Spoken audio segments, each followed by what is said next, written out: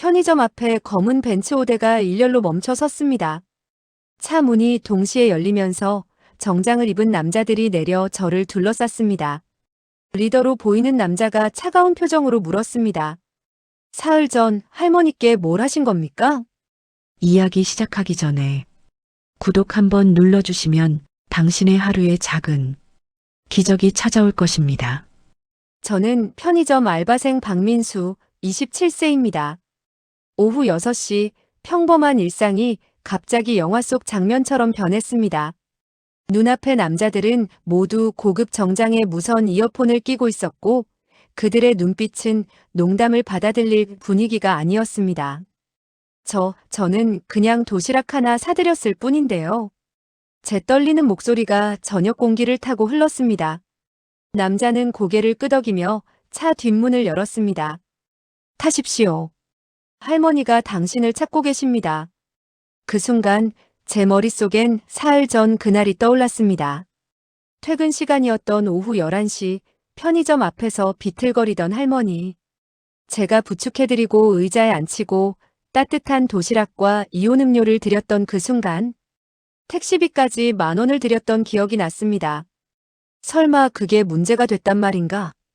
한편 그로부터 약 15km 떨어진 곳 강남의 중심부에 위치한 68층 규모의 초고층 빌딩 대양그룹 본사 최상층 회장실에서는 다른 이야기가 진행되고 있었습니다. 강태준 63세 대양그룹 회장이자 국내 재계 서열 7위에 오른 거물이었습니다. 그는 넓은 회장실 창가에 서서 서울의 야경을 내려다보고 있었습니다. 손에는 오래된 사진 한 장이 들려 있었고 그의 눈가에는 평소와 다른 촉촉함이 서려 있었습니다. 이사님 확인됐습니다. 비서실장 이정훈 50세가 조심스럽게 보고했습니다. 강태준 회장은 천천히 고개를 돌렸습니다. 어머니께서 사흘 전 편의점 앞에서 쓰러지실 뻔하셨습니다. 한 젊은 남자가 도와드렸고 그 남자는 편의점 알바생이었습니다. 이름은 박민수 27세. 대학 졸업 후 취업 준비 중이라고 합니다. 강태준 회장의 손이 미세하게 떨렸습니다. 20년입니다. 어머니와 연락이 끊긴 지 꼬박 20년이었습니다. 그가 사업 확장을 위해 가족을 뒤로한 채 해외로 떠났던 그날부터 어머니는 그의 전화를 받지 않았습니다. 편지도 선물도 돈도 모두 거절당했습니다. 그런데 어머니가 제 회사 앞에 오셨다는 겁니까? 네, 회장님.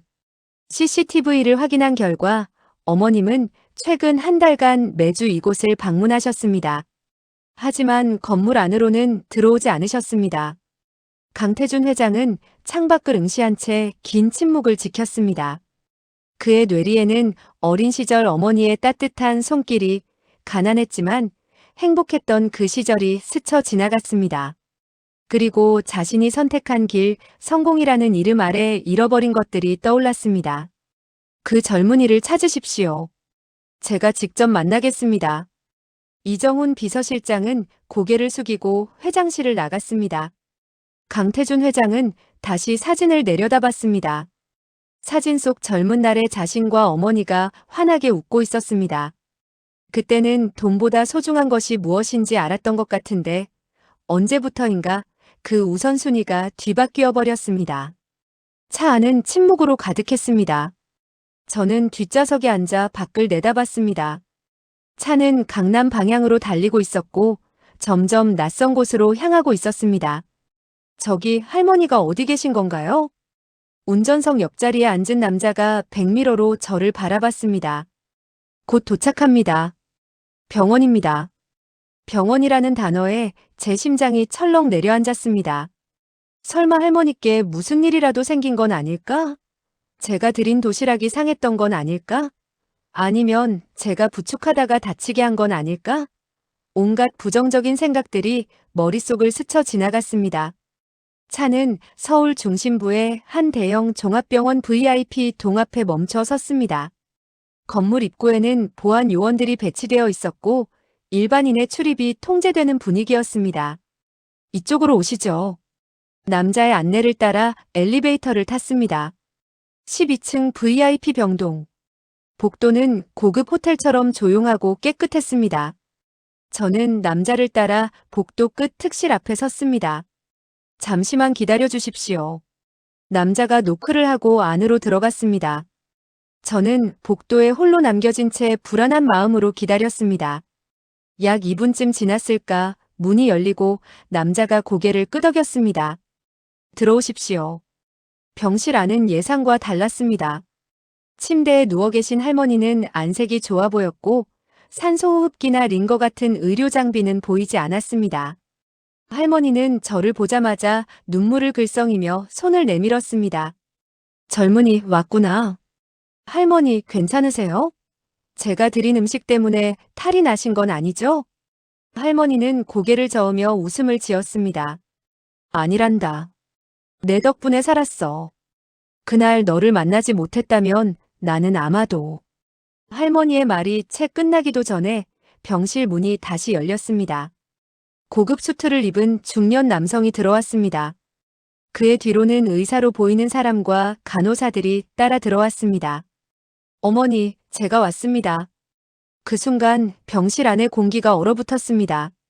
할머니의 표정이 단번에 굳어졌고 눈빛에서 따뜻함이 사라졌습니다. 나는 아들 없어. 할머니의 차가운 목소리가 병실을 가득 채웠습니다. 중년 남성 강태준 회장의 얼굴이 일그러졌습니다.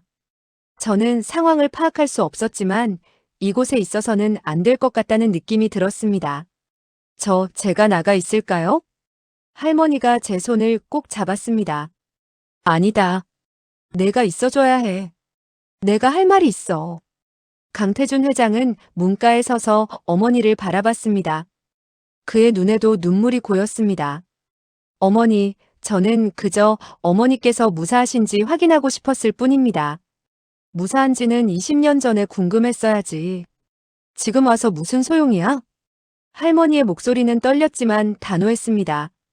저는 이 두 사람 사이에 깊은 상처가 있다는 것을 직감적으로 느꼈습니다. 담당 의사가 조심스럽게 입을 열었습니다. 환자분의 상태는 안정적입니다. 다행히 큰 문제는 발견되지 않았습니다. 그날 편의점 앞에서 저혈당 쇼크가 올 뻔했는데 이 젊은 분이 적절한 조치를 취해주신 덕분에 큰 위기를 넘기셨습니다. 저혈당이라니, 저는 제가 우연히 한 작은 행동이 누군가의 생명을 구했다는 사실에 놀랐습니다. 동시에 이 복잡한 가족 관계 속으로 휘말려 들어간 것 같은 불안감도 느껴졌습니다. 강태준 회장이 저를 향해 고개를 숙였습니다. 감사합니다. 제 어머니를 살려주셔서. 병원을 나서는 길 강태준 회장이 저를 불러 세웠습니다. 박민수 씨, 잠깐 시간 좀 내주시겠습니까? 저는 고개를 끄덕였습니다. 그는 저를 1층 카페로 안내했습니다. VIP 병동 전용 카페는 일반인의 출입이 제한된 곳으로 조용하고 프라이버시가 보장되는 공간이었습니다.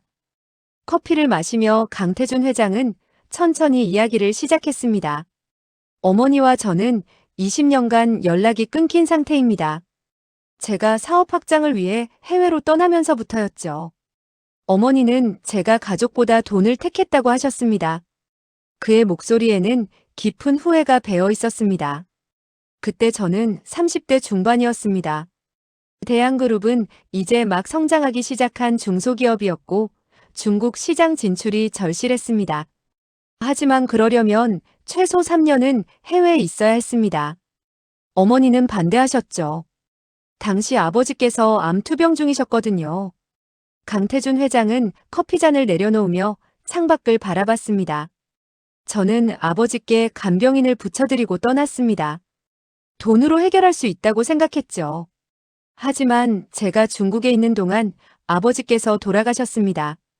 어머니는 장례식에 저를 부르지도 않으셨습니다. 제가 돌아왔을 때는 이미 모든 게 끝나 있었습니다. 저는 조용히 그의 이야기를 들었습니다. 그 이후로 어머니는 제 전화를 받지 않으셨습니다. 집을 찾아가도 문을 열어주지 않으셨죠. 제가 보낸 돈도 선물도 모두 돌려보내셨습니다. 심지어 이사까지 가셔서 연락이 완전히 끊겼습니다. 그런데 최근에 어머니를 찾으셨다는 말씀이신가요? 네. 한 달 전쯤 우연히 회사 앞 CCTV에서 어머니를 발견했습니다. 매주 같은 시간, 같은 장소에 오셔서 회사 건물을 바라보고 계시더군요. 하지만 들어오시지는 않으셨습니다. 강태준 회장의 눈가가 붉어졌습니다. 저는 용기가 나지 않았습니다. 다가가면 또 거절당할까봐, 어머니께 상처를 드릴까봐 두려웠습니다. 그러던 중 사흘 전 그 일이 발생했습니다. 보안팀으로부터 어머니께서 편의점 앞에서 쓰러질 뻔하셨다는 보고를 받았습니다. 그래서 저를 찾으신 거군요. 네. 어머니를 살려주신 분이 누군지 알고 싶었습니다. 그리고 감사를 표하고 싶었습니다. 강태준 회장은 주머니에서 봉투를 꺼내 제게 건넸습니다. 이건 작은 감사의 표시입니다. 받아주십시오. 저는 봉투의 두께만 봐도 상당한 금액이 들어있다는 걸 알 수 있었습니다. 하지만 선뜻 받기가 망설여졌습니다. 저는 그저 당연한 일을 했을 뿐입니다. 누구라도 그 상황에서는 그렇게 했을 겁니다. 아닙니다. 요즘 같은 세상에 타인에게 관심을 갖는 사람이 얼마나 됩니까? 당신은 특별한 사람입니다. 강태준 회장의 진심 어린 말에 저는 고개를 끄덕이며 봉투를 받았습니다. 그 순간 그의 휴대폰이 울렸습니다. 통화를 마친 그의 표정이 밝아졌습니다. 어머니께서 퇴원 허가를 받으셨습니다. 의사 선생님께서 경과가 좋다고 하시네요. 다행이네요. 박민수 씨, 부탁이 하나 있습니다. 어머니께서 당신을 무척 좋아하시는 것 같습니다. 혹시 가끔 어머니를 찾아뵐 수 있겠습니까? 제가 직접 찾아뵙기 어려운 상황이니 당신을 통해서라도 어머니의 안부를 알고 싶습니다. 저는 잠시 고민했지만 고개를 끄덕였습니다. 할머니의 따뜻한 눈빛이 떠올랐기 때문입니다. 일주일이 지났습니다. 저는 강태준 회장에게서 받은 주소를 찾아갔습니다. 서울 외곽의 조용한 주택가, 할머니는 작은 단독주택에서 혼자 살고 계셨습니다. 어머, 왔구나. 할머니는 저를 반갑게 맞아주셨습니다. 집안은 소박하지만 깔끔했고 창가에는 화분들이 가지런히 놓여 있었습니다. 할머니, 몸은 좀 어떠세요? 덕분에 아주 좋단다.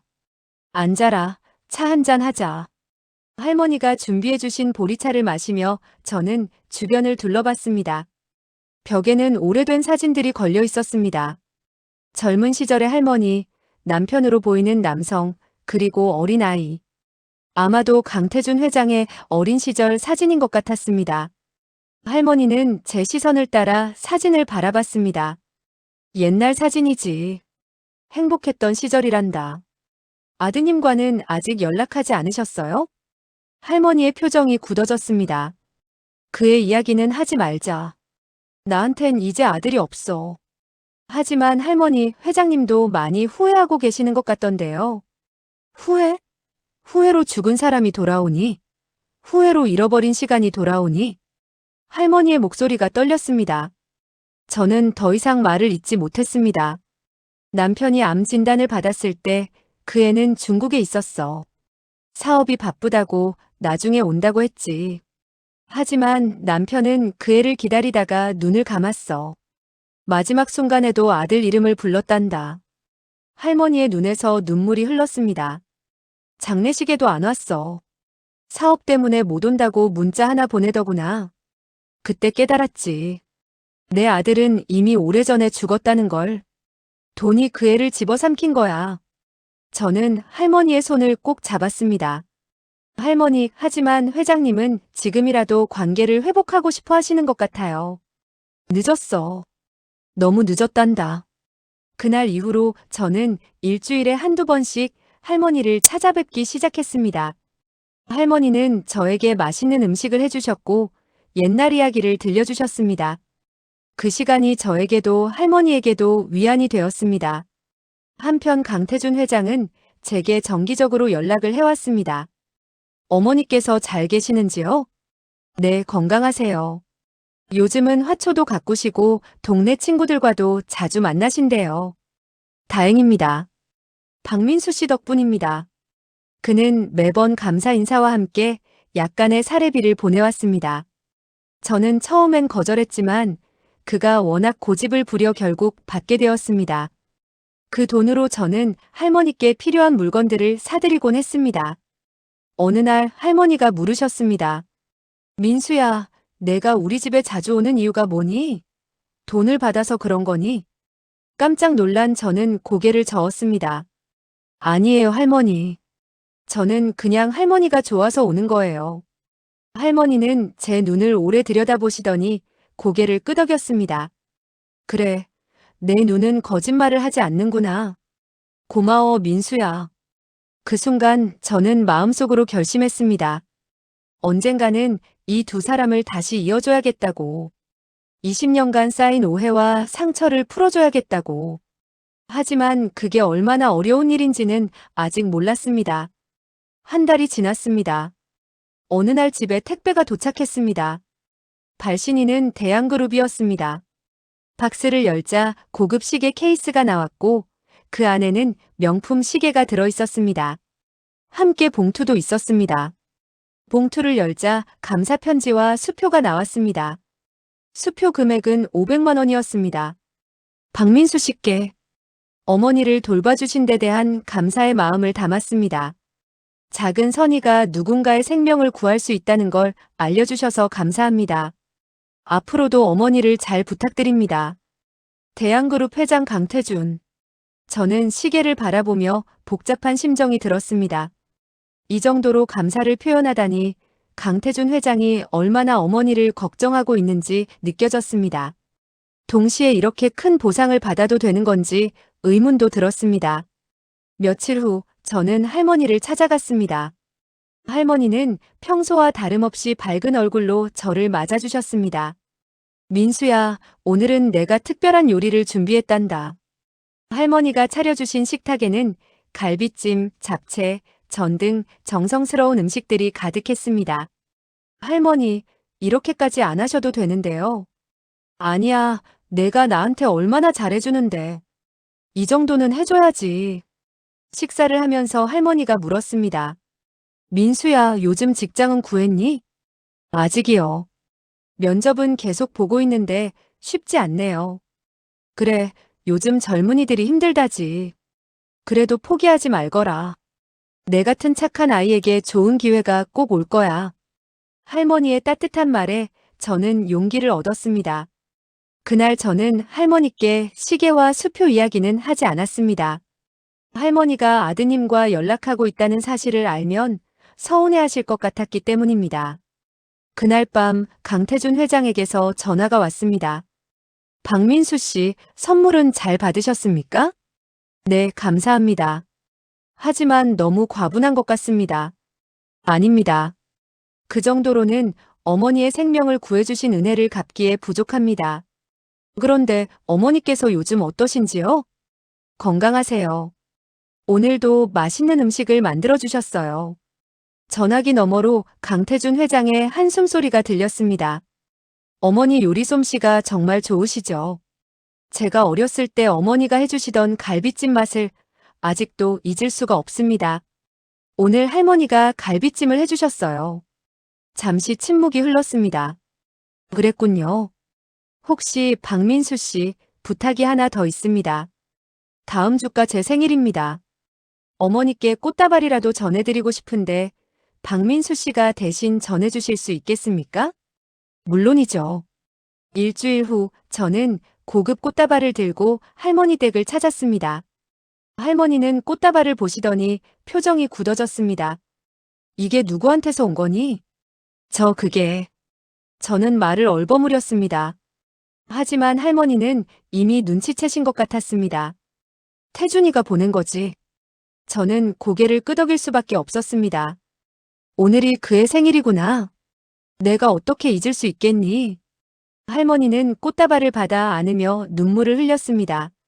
저는 그 모습을 보며 마음이 아팠습니다. 할머니는 아직도 아드님을 사랑하고 계신 것이 분명했습니다. 하지만 그 사랑을 표현할 수 없는 깊은 상처가 있었습니다. 민수야, 사실 나도 그 애가 보고 싶단다. 하지만 용서할 수가 없어.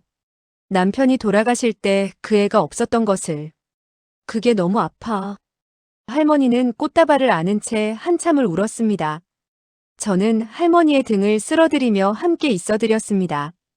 그날 저는 이 문제가 단순히 시간이 해결해 줄 수 있는 게 아니라는 걸 깨달았습니다. 그로부터 2주일이 지난 어느 날이었습니다. 저는 평소처럼 편의점에서 아르바이트를 하고 있었습니다. 오후 5시쯤 익숙한 모습이 편의점 문을 열고 들어왔습니다. 할머니였습니다. 할머니, 어쩐 일이세요? 민수야, 할 이야기가 있어서 왔단다. 할머니의 표정이 평소와 달랐습니다. 무언가 결심한 듯한 단호함이 느껴졌습니다. 저는 점장님께 양해를 구하고 잠시 자리를 비웠습니다. 편의점 앞 벤치에 앉아 할머니는 떨리는 손으로 낡은 봉투를 꺼냈습니다. 민수야, 사실 내가 너한테 거짓말을 했어. 거짓말이요? 할머니는 봉투를 열어 안에 든 편지들을 보여주셨습니다.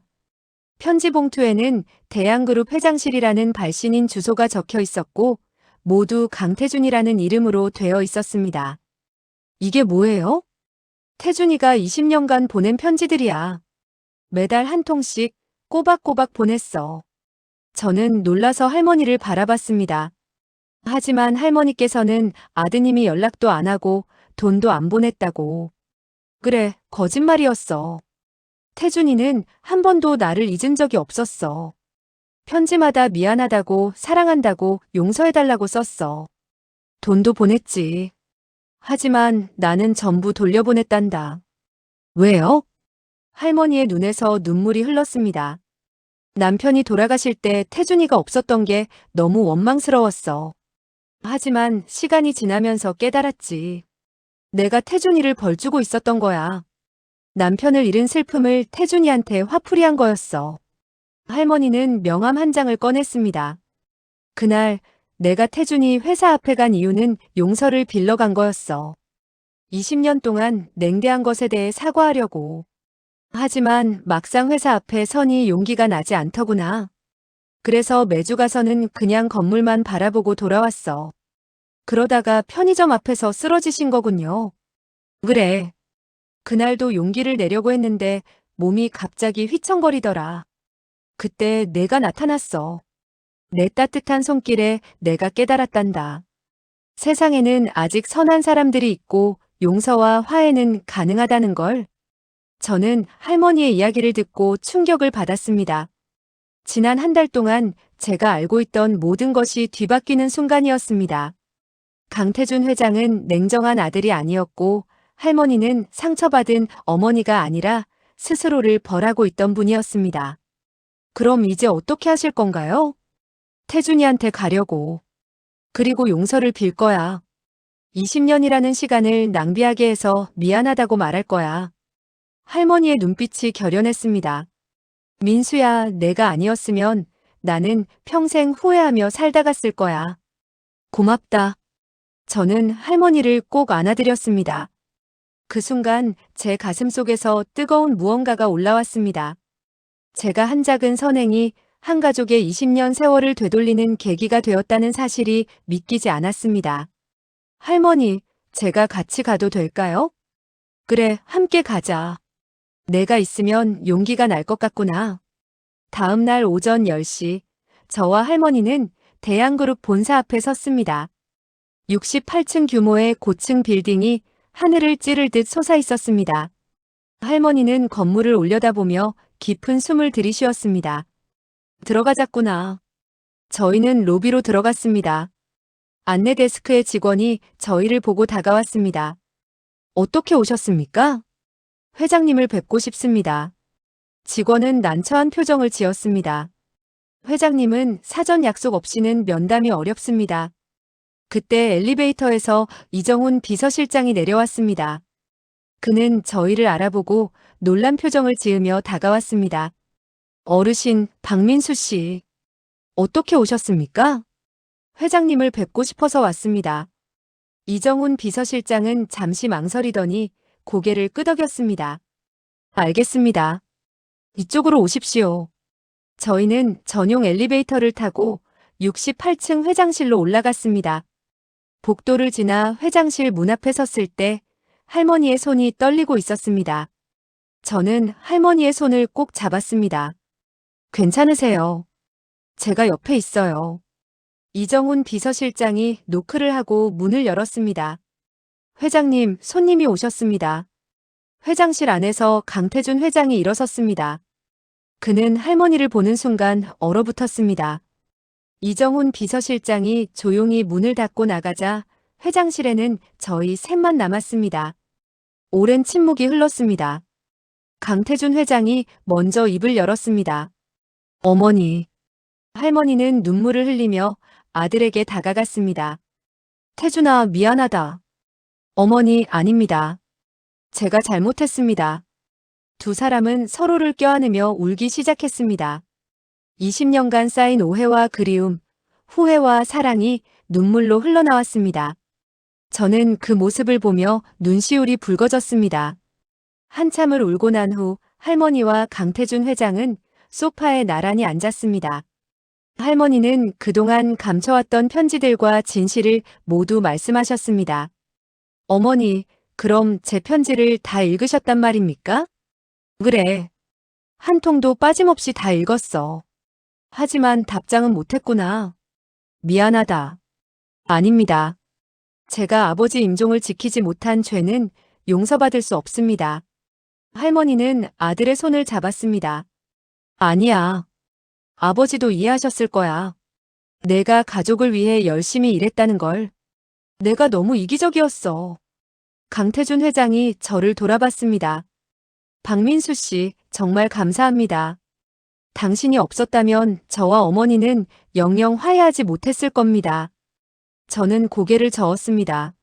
아닙니다. 제가 한 건 아무것도 없어요. 모든 건 할머니와 회장님의 사랑이 이뤄낸 겁니다. 그때 강태준 회장이 봉투를 꺼냈습니다. 박민수 씨, 이건 제 진심입니다. 받아주십시오. 봉투 안에는 수표가 들어있었습니다. 금액은 1,000만 원이었습니다. 저는 깜짝 놀라 손을 저었습니다. 이건 너무 과합니다. 저는 받을 수 없어요. 하지만 할머니가 제 손을 잡으며 말씀하셨습니다. 민수야, 바꿔라. 이건 돈이 아니라 우리 가족의 감사의 마음이야. 저는 할머니와 강태준 회장의 진심 어린 눈빛을 보며 결국 수표를 받았습니다. 하지만 그 순간 한 가지 생각이 떠올랐습니다. 회장님, 할머니. 제가 이 돈을 받는 대신 한 가지 조건이 있습니다. 두 사람이 궁금한 표정으로 저를 바라봤습니다. 앞으로 일주일에 한 번은 꼭 함께 식사하세요. 그리고 서로에게 솔직하게 마음을 나누세요. 그게 제가 받는 조건입니다. 할머니와 강태준 회장은 서로를 바라보며 미소 지었습니다. 약속하마. 일주일이 지났습니다. 저는 평소처럼 편의점에서 일하고 있었는데 익숙한 검은 벤츠가 편의점 앞에 멈춰 섰습니다. 하지만 이번에는 분위기가 달랐습니다. 차에서 강태준 회장과 할머니가 함께 내렸습니다. 두 분은 서로의 팔짱을 끼고 환하게 웃고 계셨습니다. 할머니는 한 손에 도시락 보따리를 들고 계셨습니다. 민수야. 할머니가 반갑게 손을 흔들었습니다. 저는 편의점 밖으로 나가 두 분을 맞이했습니다. 할머니, 회장님. 무슨 일이세요? 점심 먹었니? 안 먹었으면 같이 먹자. 내가 좋아하는 갈비찜을 만들어 왔단다. 저희는 편의점 앞 작은 공터에 돗자리를 펴고 앉았습니다. 할머니가 정성껏 준비해 오신 도시락을 풀자 김이 모락모락 나는 갈비찜과 여러 반찬들이 나왔습니다. 식사를 하면서 강태준 회장이 말했습니다. 박민수 씨, 당신 덕분에 저는 인생에서 가장 소중한 것을 되찾았습니다. 20년 동안 잃어버렸던 어머니를 다시 만났고 진정한 행복이 무엇인지 깨달았습니다. 회장님, 과찬이십니다. 아닙니다. 사업으로 재산은 벌었지만 정작 중요한 건 잃고 살았습니다. 이제야 제대로 된 아들이 되어가는 것 같습니다.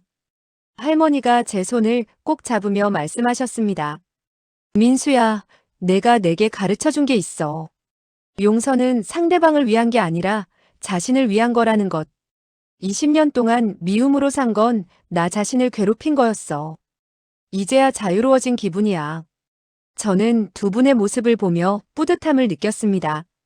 작은 선의가 이렇게 큰 변화를 가져올 수 있다는 게 신기했습니다. 식사를 마치고 두 분을 배웅하는데 강태준 회장이 제게 명함을 건넸습니다. 박민수 씨, 아직 취업을 못하셨다고 들었습니다.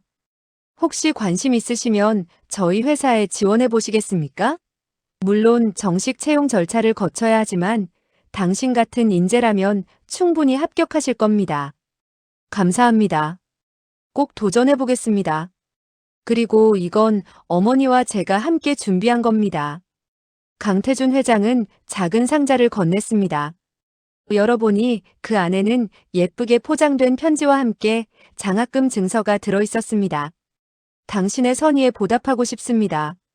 이 장학금으로 하고 싶은 공부를 하거나 미래를 준비하세요. 저는 감동해서 말을 잇지 못했습니다. 할머니가 제 등을 쓰다듬으며 말씀하셨습니다. 민수야, 착하게 살면 복이 온다는 말이 있단다. 내가 그걸 증명해줬어. 차가 떠나가는 것을 보며 저는 오랫동안 그 자리에 서 있었습니다. 뒷좌석에서 할머니와 강태준 회장이 서로 손을 잡고 이야기를 나누는 모습이 보였습니다. 저는 편의점으로 돌아와 일을 계속하면서 생각했습니다.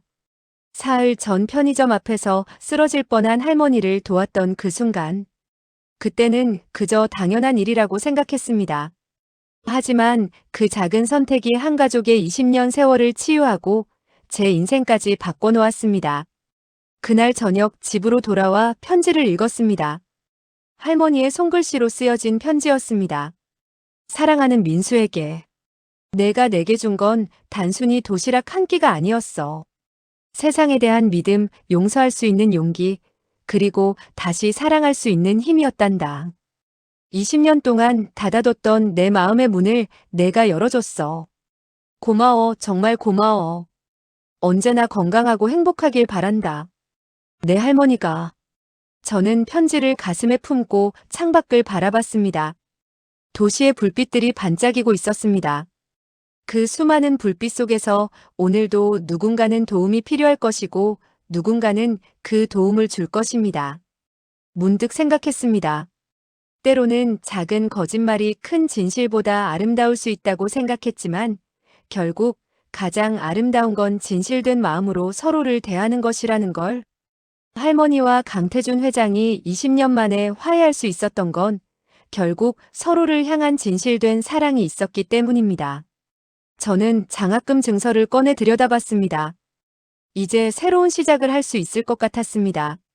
그리고 언젠가 저도 누군가에게 도움을 줄 수 있는 사람이 되겠다고 다짐했습니다. 편의점 알바로 힘든 하루를 보내던 평범한 청년이 한 할머니를 도와드린 작은 선행으로 인생이 바뀌었습니다. 하지만 더 중요한 건 그 과정에서 제가 배운 것들이었습니다. 진심은 통한다는 것, 포기하지 않으면 언젠가 화해할 수 있다는 것, 그리고 작은 선의가 세상을 바꿀 수 있다는 것. 벤츠 5대가 줄지어 섰던 그날의 충격적인 순간부터 할머니와 아들이 손잡고 함께 웃던 오늘까지. 이 모든 것이 꿈만 같지만 제 손에 쥐어진 이 따뜻한 편지가 현실이라고 말해주고 있습니다. 시청해주셔서 감사합니다. 여러분의 한 번의 구독이 저에게는 큰 힘이 됩니다. 따뜻한 이야기, 앞으로도 계속 전해드릴게요. 구독과 응원 진심으로 감사드립니다.